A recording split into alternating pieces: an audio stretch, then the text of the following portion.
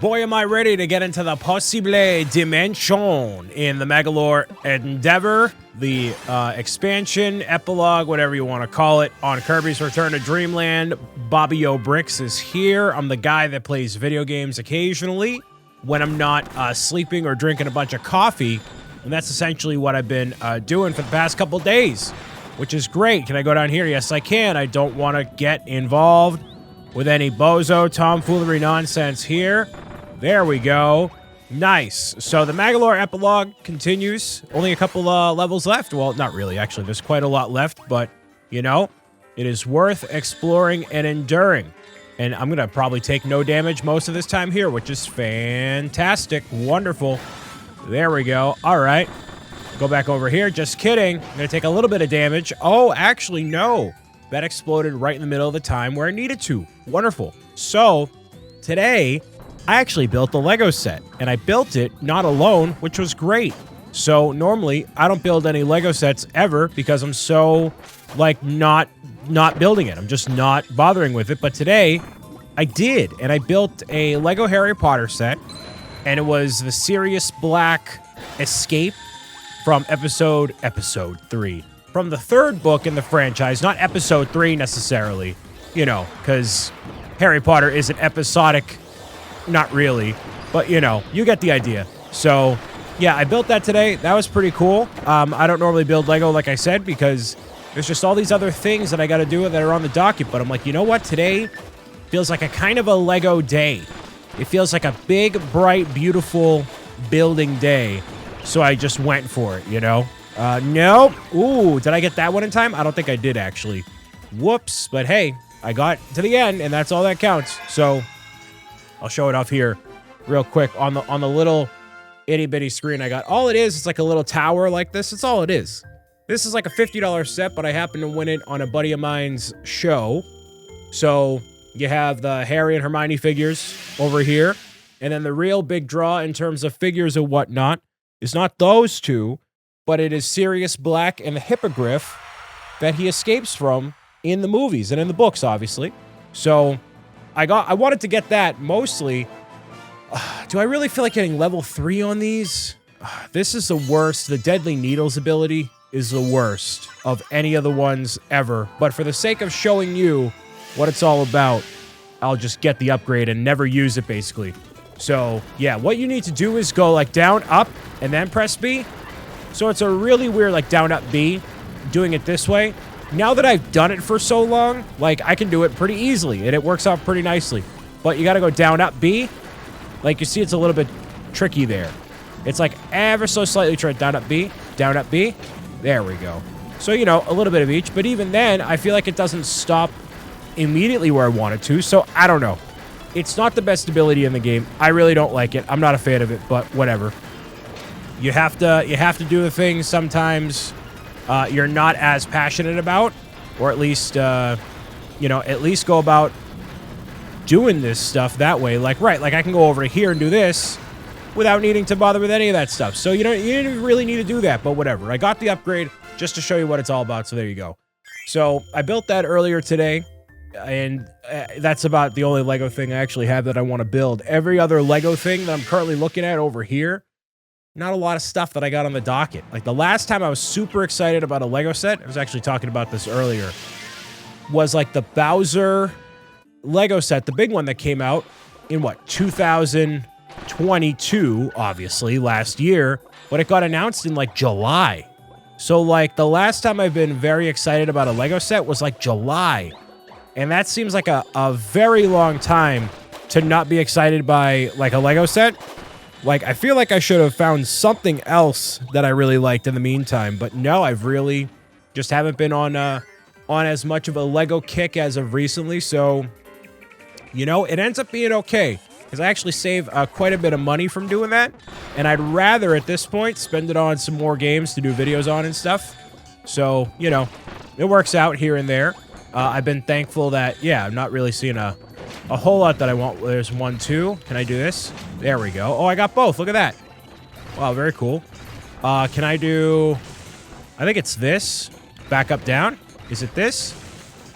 No, you know what? It doesn't even matter. I don't even need to do those because I feel like it was just to destroy those, which I didn't even necessarily need to do. So that's fine. I just got to defend him off of here, and it is good to go. Wonderful. So, you know, no Lego things else from me on the docket as of relatively recently, but I am enjoying, obviously, playing the Magalor expansion here, but I want to get a little more involved with the games that I haven't quite yet in the past couple months, and some of the things that have passed by me. Obviously, that's a ever-growing list of things to go after, but yeah, I'm in the process of doing so. So we'll see how well that ends up working out there. Is that a boss? It is. Look at that. Wow. Okay.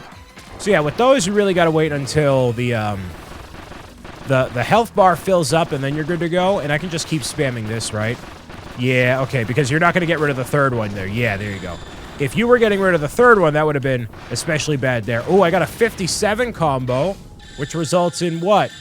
A whole bunch of those given to me there. So yeah, you get more stuff just by completing the level and doing everything else. So like, you don't even really need to bother with the combos and stuff. You get more at the very end, but like, whatever, it's fine. 3,200 is a pretty snazzy number to have at the very end of this level here, so I'm just squeezy breezing right on through. I'm gonna wait until I'm done with what, the next area probably? No, I'll wait till I'm done with at least the next level. Oh, this one with the dodging, ugh, that's how they get you to upgrade. They know that I'm recording videos, and they're like, oh yeah, Brian needs to get to all these abilities in order to show them off, even though he's never ever gonna use them. So the main focus point here is your shielding, which is good, and then you're going about this way here, allowing it to recharge as you're moving through this entire thing. And you're basically just holding down L and R, you know? And I totally messed up on those, which is fine, because I was actually going a little bit faster than I needed to. So if you allow yourself to charge up in between all these here... Oh my goodness, what am I doing? I didn't mean to do this, but okay. All right, sure. I guess teleporting in between them works as well. So if you're in the air, it ends up teleporting you. If you're just on the ground, that's how you do the shield and stuff. So, yeah. I guess I got a little bit of my money back, so that's okay too. But, yeah. I don't want to say what games I'm thinking of buying, because then I feel like everybody's going to be like, oh, Brian, you said you'd play this, and then you're not going to end up going about doing it.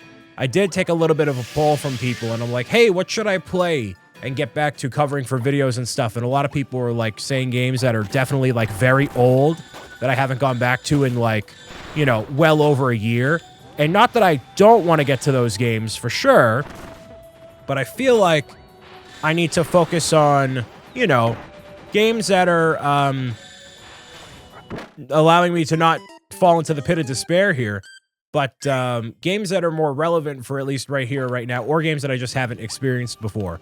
So a lot of people were like, Brian, you should finish Miitopia. And it's like, why?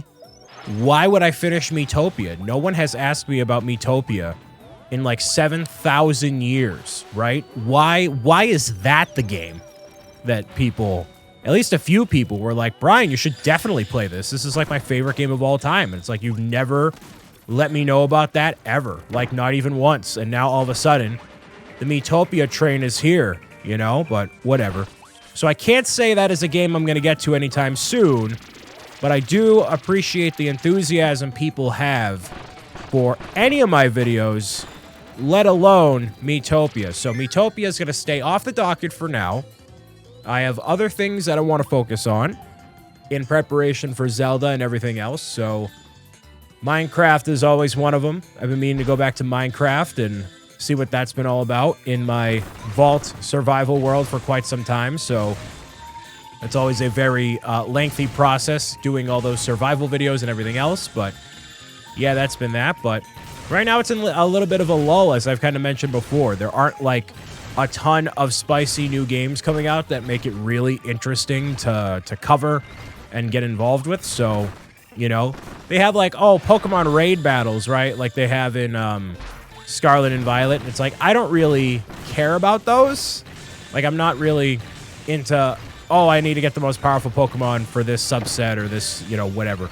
I don't really bother with any of that stuff because I'm not a competitive player. And you know what? I already have Decidueye from when I did my Pokemon Sun and Moon stuff forever ago for myself. I never actually did it for videos, but I played it myself and it was okay.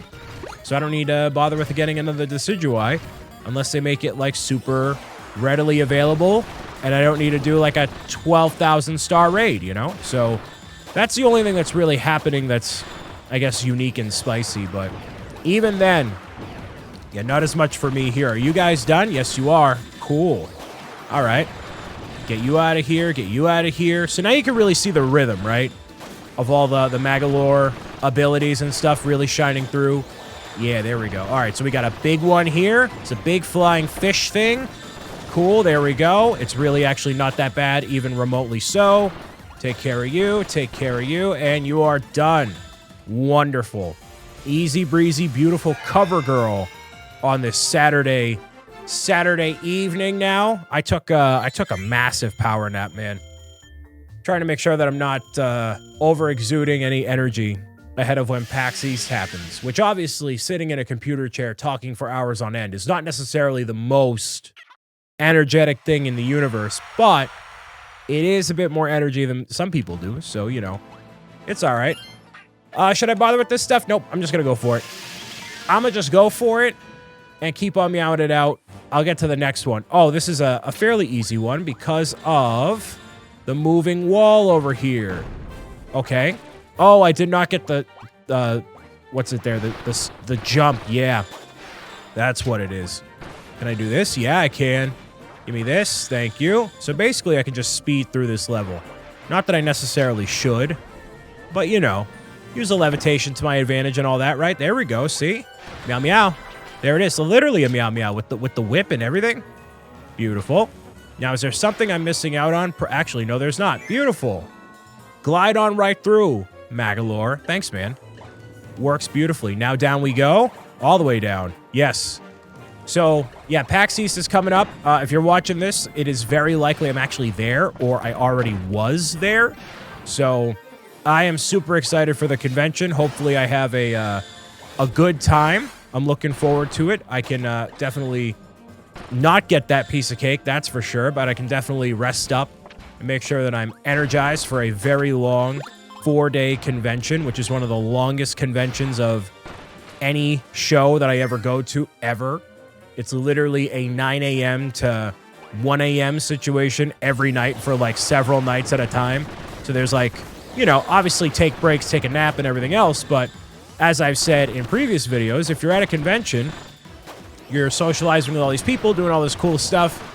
You want to be able to take a part of it as much as you possibly can, you know? Meet new people, make new friends, because obviously being social is very important. So, you know, a lot of stuff like that ends up happening, and you gotta be there for it, you know? There we go. And that level of the Magalor stuff is done. So, you know, just breezing through, running through, that's how it's done, baby. So I only got 498 that time, so that was actually kind of bad. But you know what? I'd rather go with the speed and have 5,297 to cap this one off, which is great. So before I head into the boss battle, or I'm assuming what the boss battle is, I'm going to make sure it's all upgraded. Yeah, it's definitely the boss battle. Cool. So there's 2 more things to get through. The Dimensional Vortex, yeah, sure. I guess I'll level it up, even though I really don't feel like it, but whatever. Health, yeah, definitely got to go to that. Definitely got to do the Levitation. Yeah, okay. So this is how they get you to do a really balanced Magalor over time, is just by having every single one of these available and going about it that way. So as you do your levitation stuff and you do not take a break in the middle, it does affect less and less. So make sure, you know, you're taking a little bit of a break in between here. Just touching the ground is going to be that much better for you. And right when you let go of LNR, that's when you are back into the playing field here, right? So there we go. Like it has less effectiveness as you go on. So, yeah. Like I said before, I don't really have much of a game plan other than trying to get into the Mario Kart 8 Deluxe tournament, which opens up, I think, on Friday super early. Want to make sure I grab that one right there. So I got to do that. But really, other than that, there's no brands that I'm seeing that I'm like, oh, you know, they could use a little dose of the BricksOBrian, right? Get some cool stuff going on. So I don't normally end up going and talking to all these people about, this is how my brand can help yours, and blah, blah, blah. I get all those, none of the multi-billion-dollar deals with those kind of companies. I don't really bother with a lot of that stuff. All right, boss battle, jumping right into it. So as far as I know, actually, because I know for sure, there's this, but then there's also another level and then another boss, which is really good there. This is a Hydraith, which is a really cool design for a monkey. Very, very cool. This might be one of my favorite boss designs of any boss in the Kirby, like anything ever. Really cool. And what's also really cool is this, using this on Hydraith, which doesn't do nearly as much damage as you think, especially considering, you know, what this all is here. I really wanted those bombs to grab them, but they did not. Nope. There we go. Give me that halfway done bonus damage here with that invincibility burst. Yep, you're mad. You're definitely mad. Okay, monkey. There you go. Definitely angry. I understand. You know, that's bad. I was going to say that's really bad, actually. A big, giant psychic water ball. Seems like what that essentially is. Nope, I meant to shimmy out of the way, and that did not work. Awesome. Okay, well, it's still working out pretty nicely here. You know, the combos I'm not all that concerned about even still. Definitely gonna smash down on me here, right? Yeah, you are. Oh, geez, okay. That's how you want to deal with that. There we go. So yeah, once you trigger all the bombs there together like that, that's how you're gonna get a lot of damage done very quickly. And just tossing them down right onto the Hydraith, yeah, then you're good. And there you go. See, he's done. It's not, don't be concerned. Don't be concerned, it's all good. Got a nice 1350 out of Hydraith there. What a wonderful combination of stuff that just unfolded. Excellent. So, yeah, while I'm gone, I'll be sure to have a bunch of stuff ready to rock and roll for those that are wanting to see more stuff from me, you know? That's why I'm not bothering with a lot of the other stuff that I probably should be doing in the meantime, but, you know, rather than exhaust myself doing all the things all the time, I'm going to focus on making more videos and more good stuff. So that's my plan. Rest up, get my voice going, make sure I have the social energy to deal with people, like 80,000 people for 4 days. Be well caffeinated, and I'm ready to rock and roll. It's pretty much my game plan. 4 pieces of the fruit, 1 piece remains. Wowie zowie, Batman. Now, this is actually a pretty cool ability that you get here. This one is a different giant ability that you get when you charge up the X bar, or whatever it's called, the special bar. So this is like an interdimensional portal that you can now upgrade, and I believe is the last upgrade on his skill tree, right? Yes, it is. So this one I definitely recommend upgrading immediately. Not because it's, you know, it is one of the doors eventually that appears, but also it does a lot of damage to the bosses, and it has more of a margin of error when you're doing the special on a boss. So, like, instead of it being, you know, a giant bar that goes horizontally, you can have it appear pretty much on the whole battlefield, which works out really good. More opportunities for you to do damage, which is great. So, yeah. I'm just gonna whoop-de-scoop-de all right through here, actually. Is this worth doing? Oh, yeah, there's something down here. That's for sure. Wow, the bomb... Those little bitty bombs, doing some real good work there, man. There we go. All right, and then obviously, yeah, this stuff, just walk right through here, or you can do this.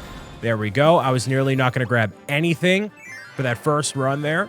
So, yeah, there are 4 levels the entire way through, so you are good to go. Keep maneuvering through and meowing it out like that. You know, the last time I was at PAX East, I talked to a board game company about, like, what does it take to make a board game and pitching it and making sure that there's, like, a process for that sort of stuff, which actually is a very lengthy process. It's, like, literally, you know, 2-3 years to make a board game in some capacity like that. So I can't say that there's going to be, like, a BricksOBrian or Pro Gamer's Guide board game anytime soon at all, but that would be one of the cooler things I had the opportunity to do. But I did get a chance to talk to at least one company about it. You know, I have no ambition to do like a board game or a trading card game or anything like that. Really just plan on focusing on Pro Gamer's Guide as books and all that stuff in the meantime. But that's one thing that was super interesting that I did. So at some point during PAX, I'll probably get a chance to talk to more companies and stuff like that, because it's a really cool opportunity, and that's what conventions and stuff really work out with. You know, talking to people about all the things, man. That's what you do. You get some early access on games, which sometimes work out really nicely. Sometimes they're actually really bad. So not every single game or everything works out really nicely, I guess. You know, some of the games are, I want to say, questionable in a way. They're not very family friendly. So I find it really difficult to find games that really suit what I'm looking for at PAX East or really anywhere else. I'm about to not lose out. Actually, hold on. There we go. Get rid of you. Get rid of you. There we go. And now you're good to go for sure. There we go. All right. I was really slightly worried there, but now I'm good. All good there. So level 4 completed. But again, all of these are happening fairly quickly because I know exactly what happens and what is good to go. So yeah. There's a lot of games that are not as bright, colorful, and fun as you think they would be. There's a lot of, I don't even know what kind of games there are. A lot of multiplayer games, which, you know, I can mess with a little bit here, but not necessarily my main thing to do, you know? This is not a new area, actually. No, this is exactly where I've been before, but now you can actually access this area because I cleared it out. And that's the main altar over there on the right-hand side. So yeah, really no reason to go over there quite yet. So there we go. The Magalor cannon. Do I have the cannon? I can't even get the cannon upgrade here. So I have to do this one regardless first. So there we go. Yeah, a lot of multiplayer games, a lot of like adventure games that aren't necessarily in my vernacular. It's a lot of like meme games, I guess you'd call them. Like just games that don't really seem, I don't want to say well developed, because they're obviously developers working really hard on games and all this stuff, right? But games that just don't seem to have the quality that I'm looking for or typically vibe with, I guess, you know? That's clearly what you got to do there. You got to use the bomb in order to get down here. There we go. There's a lot of games like that I'm not really a fan of. What else is there? Yeah, multiplayer games. A lot of old games that have been around for a little while. Not even old. I shouldn't say old. Just games that have existed that they're already showing more of, just to get more people to play them. One of the coolest games they had at PAX East a number of years ago was actually Fall Guys. They had Fall Guys at PAX East, I think 2019 or 2020, I believe. I don't need to go for that special there because I already have it. I'm just going to move on.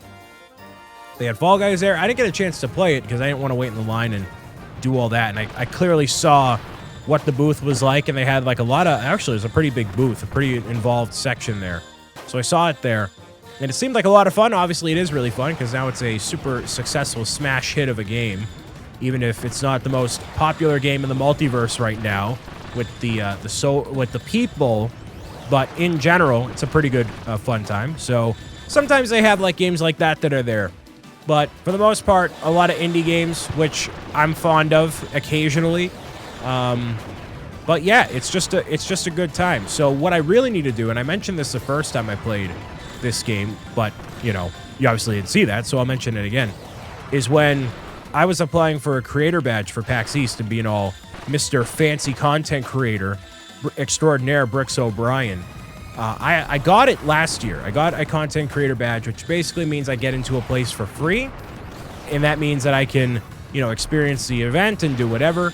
I also had a panel last year with Abdallah Smash and Kendersite and another friend of mine, Rick, talking about family-friendly gaming stuff all across the industry and whatnot, which, you know, ended up working out really nicely. It was on a Sunday afternoon, so it was a pretty light crowd compared to what I would want, but obviously not going to happen this year with us ranking all the Super Mario games. But yeah, that being the case, I ended up applying for the content creator badge this year, and they denied me. And I was like, why would that be the case? Why would they deny me? I thought I was a fancy, you know, content creator who does this for a job. Like, why would they deny me? Is it because I'm, you know, not good enough? Is it because I, you know, am not popular compared to when I was last year, even though I have more following and whatever? Like, what was it about this year that makes it different from last year? And as it turns out, I looked at another creator whose name I forget, but they have less of a following than I do. But they ended up making videos of PAX and all the different booths and things that were available last year, and they got approved for a badge. So basically, I didn't get in because I didn't cover the event at all. I just showed up, took a free ticket, had my panel, and then that's it. Even though I talked about the experience afterward in other videos and whatnot, there were no, like, actual videos of me saying, hey, this is what's at PAX East. You can look forward to this when you go, right? There was literally nothing like that at all. So that's where I messed up. You know, they give out content creator badges to people who cover the event or at least showcase things in some capacity. And, you know, or unless you're like an invited guest or something like that. But I did nothing. I literally did nothing the entire time. So what they are looking for, obviously, is for people to cover the event and do all that stuff, right? But I didn't do anything. So that's why I got denied. It wasn't because I wasn't good enough or anything else like that. It was literally because I didn't, like, show off the event in any capacity whatsoever. So this year, I plan on doing a whole bunch of stuff, obviously, for PAX to make sure that, you know, I get to show all of you what the event is and say to PAX, hey, you know, I do appreciate being here, and it is worth giving me a badge to attend. So they gave it to me last year because I never applied for one before. So they're like, oh, it's your first time here. We'll give you a badge or whatnot. But even though I've been going for the better part of 10 years or more, it wasn't enough to just show up, take a badge, and walk away, you know? So I would encourage that for anybody who wants to become a creator and do all the things all the time, is to make sure that you cover the event, you give it your due diligence, so that way you can, you know, show a convention, whether it's a giant gaming convention or another outlet or avenue or something, that you actually want to be there. You want to show off what the event is all about, and then maybe they can give you a free badge to get in. Maybe not, you know? And it isn't necessarily like, oh, I got to have 100,000 followers on all the platforms. It's not even about that. It's just about giving it your best shot realistically. Like, that's the main thing, you know? Them giving you a free badge, for the most part, in most cases here, is not a make or break thing for a convention, because it doesn't really cost them anything to give you a free badge to an event. Like, yes, they do lose out on, you know, like a person who could have taken that ticket or whatever. But one person in the grand scheme of like hundreds or thousands of people showing up is not that big of a loss, you know? Especially if you can with your videos, right? If you're making videos one day, if you can convince one person or two people, even just two people, to show up because of your videos, then you did your job. And that is worth having you there as a person to document the event and do all the things. That is absolutely worth it for them to give you a ticket in that case. So keep that sort of thing in mind if you ever find yourself applying for, you know, a badge or something like that at a convention and whatnot.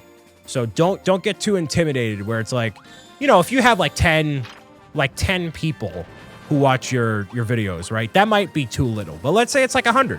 Let's say it's 100 people. Like, you know, and if you work toward it over time, making videos consistently and doing stuff, you'll get 100 people eventually. It's not an impossible task by any means whatsoever, right? So if you think about it like that, you can get the 100 people, and then if a bunch of them show up, I'm trying to be a Goomba. Oh, look at that. Big Goomba energy there with the gigant edge. Nice. Bye-bye. See ya. You know, if you can convince some of those 100 people to show up, then yeah, there's a convention like a PAX East or somebody that could give you a free badge, and that's enough there. And, you know, and then if you're really special, you either get a flight out or they pay you or something like that, you know? Actually, I don't feel like doing that. I'm not going to grab that stuff right there. I got plenty of health. I'm good, you know? So ideally, or if you do something for them, right? Like in the case of PAX, you have like a panel that you can be like, hey, you know, I'll do a panel for you if you give me a free badge. And that's normally how a lot of these places work. So yeah, keep that in mind too. Bada bang. Look at that. That big giant monkey is down. Dunzo. Very easy to defeat that one. No issue at all. And I can actually save my my special here very nicely as I move on forward, right? Give me a little bit of health right here. Yeah. There it is. All right, give me one more boss battle or something of some kind that I'm good. Or one of these. That's fine too. Sure. So, yeah. This year I'm going to be... What I really want to do is a vlog. I really want to, like, show... I want to, like, show my experience with everything at the convention. Like, I really want to do that. I just get very nervous. I get very nervous publicly, like, having the camera out, and I don't want to make anybody else feel uncomfortable with me showing other people on camera. And I know that there's, like, a lot of people who do vlogs out in public and stuff, but I get really, like, iffy about that stuff, you know? So I'd rather do my videos here. I'm allowed to be my full self here. I'm not worrying about other people photobombing or whatever. So I just got to get over that and be a bit more proactive with how I record myself in public and all that, you know?